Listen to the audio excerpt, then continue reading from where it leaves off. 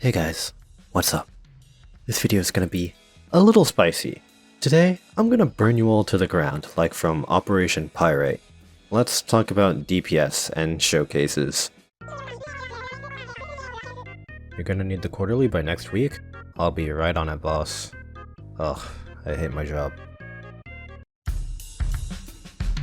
The Arknights community has grown a lot since people crying over CC beta. Instead of just using Silver Ash and calling it a day, the gameplay side of the community now needs to quantify everything with DPS. This isn't necessarily a bad thing.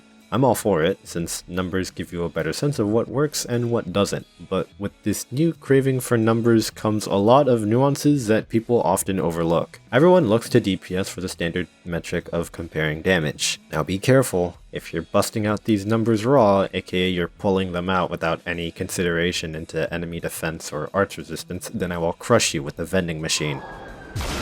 Metaphorically, of course. Honestly, this topic could go on forever on how to appropriately apply numbers to help strengthen your analysis, but I already explained most of it last year in this video, and this video is already actually enough, so I won't go over it again. You may wonder if high-end players actually use DPS to theorycraft, and the answer is no. If you see anyone use DPS to theorycraft, they are clinically insane and need to have an exorcism performed on them. Theorycrafting involves painstakingly figuring out the damage per hit of each operator's attack and then multiplying it by the number of attacks in a given interval and then using a massive-ass spreadsheet to figure out how much HP the enemy has at the end. It's not that complicated if you know the formulas, but it gets tedious fast. This process isn't necessary for most challenge clears since good players have a general idea of what is doable and what isn't, but if you're chasing records, you will need said massive-ass spreadsheets. Determining the specific damages is especially used in CC since calculating risk tags for every enemy and operator is a giant pain. So, if DPS isn't used for theory crafting, what is it actually used for? Well, DPS can give players a general idea of how an operator performs against enemy defensive stats, and is often used to compare operators against each other. There are two types of DPS people often use when comparing operators: skill DPS and average DPS. Skill DPS is exactly what it sounds like. Take all the damage during the duration of a given skill interval, divided by the uptime, and boom, skill DPS. Using skill DPS to compare operators isn't a bad idea. If you said Bagpipe S3 has higher DPS than Siege S3, therefore Bagpipe is better than Siege, you would be wrong. Bagpipe is inherently worse than Siege because Siege is the only 6-star Vanguard in the game, meaning by process of elimination, Bagpipe is only a 5-star, which is less than 6 stars. Now, hypothetically, if there were a 6-star version of Bagpipe with a 3rd skill that doubled her base attack and defense and made her hit 3 times in a single attack, basically turning her into a drill that pierces the heavens, you would be correct that her hypothetical S3 has higher DPS than Siege's S3, and that Bagpipe is better than Siege when you want damage, which is practically every scenario. What I think people struggle with the most when comparing operators using DPS is, ironically, focusing too much on the numbers. Remember, your actual goal is to prove that you should use one operator over another, so if you're gonna be busting out the numbers, you gotta put it in some usage context. Lots of people fixate on the damage, but remember that Siege has her stun, and that against high defense enemies or with attack down tags, she can actually trump hypothetical 6-star Bagpipe's Lance Nuke, though this happens very rarely. I can count the number of times on my non-existent hands the moments when Siege actually out-DPS's Bagpipe, so even though it's possible under certain conditions, it's not really a strong point. Not only does usage context matter, but how many times that situation arises is also important. Overall, keep in mind that skills aren't often made up of pure damage, and that there are other effects like crowd control that exist. Let's move on to average DPS. Average DPS is the most useless metric, hands down, and I better not see any of you bringing it up when arguing for literally anything. Average DPS is when you take both skill DPS uptimes and downtimes into consideration. Here, give me 10 seconds. Silver Ash's first skill has 1.1k average DPS. Silver Ash's third skill has only 1k average DPS. Therefore, Silver Ash's first skill is better. While it does make for an amazing clickbait title, "You're using the wrong skill?" Everyone knows you're being disingenuous to SA. You're hurting his feelings, and he's already been through so much, and now you're laying this onto him? Do you have no shame?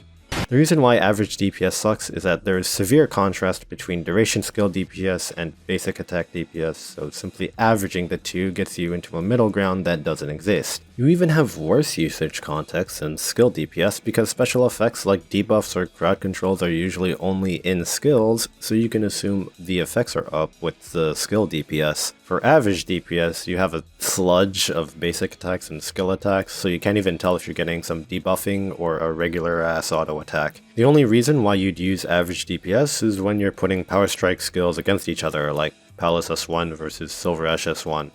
Other than that, it's completely useless to bring up, so don't bother. You're gonna need the weekly by tomorrow? I'll be right on it, boss. Ugh, hate my job. I'm not calling out any specific names, but some of the showcases I've seen around on YouTube are a bit concerning, to put it lightly. It's upsetting, because sometimes the operator is not quite how the uploader portrayed them, and then you read comments and see everyone go, "Wow, this is the worst operator of all time. I hate everything they stand for, and especially their mother." Though, at the same time, viewers can make some, to put it lightly again, whack-ass judgments based on what they've seen, so it's not 100% the creator's fault. There's lots of things I can name off that result in a jank showcase, but let's start with the easy ones, which is just to use less operators. Using less operators is always good because that means the operator you're trying to showcase is actually putting in the work instead of sitting there on the sidelines like a cheerleader. Unless there's Sora. She's the only cheerleader that's allowed. Less ops also means you're not doing overblown stuff like buff army against Patriot, which at that point it's not even a showcase. That right there is a funny, quirky gameplay meme video, and I'm not saying these shouldn't exist, but you can't point at these and say, well, if you buff Angelina with every buff in the game and then debuff the enemy with Shadow Wizard Money Gang, she pops off, bro.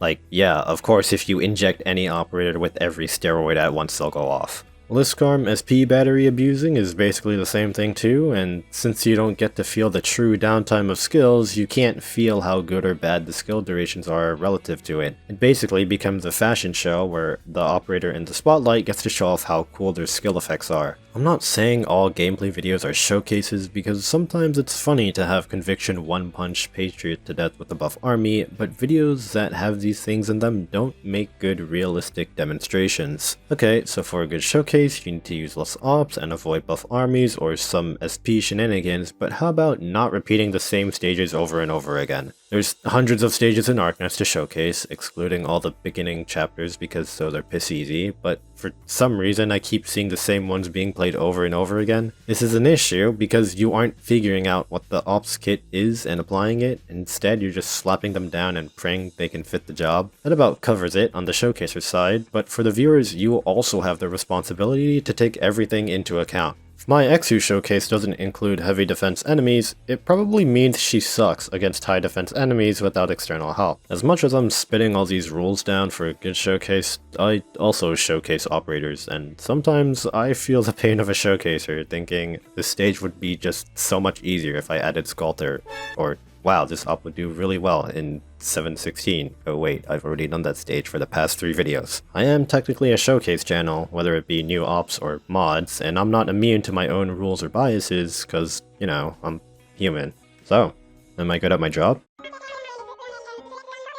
You're gonna need the daily by the next hour?